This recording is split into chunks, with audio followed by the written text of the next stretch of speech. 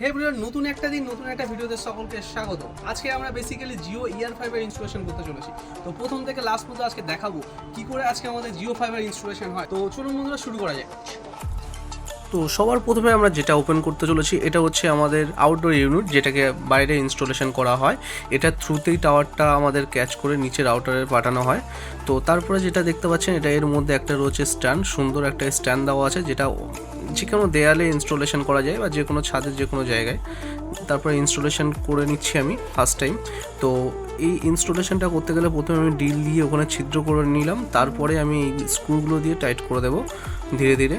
তো এরপরে যে কানেকশানটা হবে আমার নিচে চলে যাবে। তো বেসিক্যালি এখান থেকে তারটা নিচে চলে যাচ্ছে। তো তারপর থেকেই কিন্তু আমাদের ওখানে রাউটার থাকবে নিচে ইনস্টলেশন করা, তো তার থ্রুতেই কিন্তু নেটটা চলবে। তো বেসিক্যালি আমার এখানে কাজ অলমোস্ট কমপ্লিট হয়ে গেছে, আপনারা দেখতে পাচ্ছেন। তো এই কাজটা হয়ে গেলে আমি নিচের পার্ট শুরু করব। তো বেসিক্যালি তার আগে আমি দেখিয়ে দিচ্ছি আপনাদের সামনে।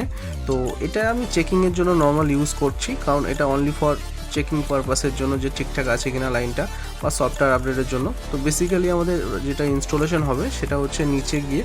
তো ফার্স্ট টাইম এখানে আমরা সফটওয়্যার আপডেট করে নিয়েছি। তো তারপরে আমি যেটা দেখাচ্ছি, এখানে হচ্ছে আমাদের রাউটারটা রয়েছে, যেটা হচ্ছে ইনডোর ইউনিট বলা হয়।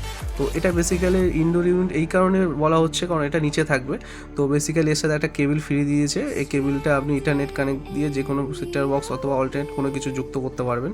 এই হচ্ছে সুন্দর একটা পাওয়ারফুল গ্যাজেট, যেটাকে রাউটার বলা হয়। তো দেখুন কত সুন্দর একটা কোয়ালিটিফুল একটা গ্যাজেট।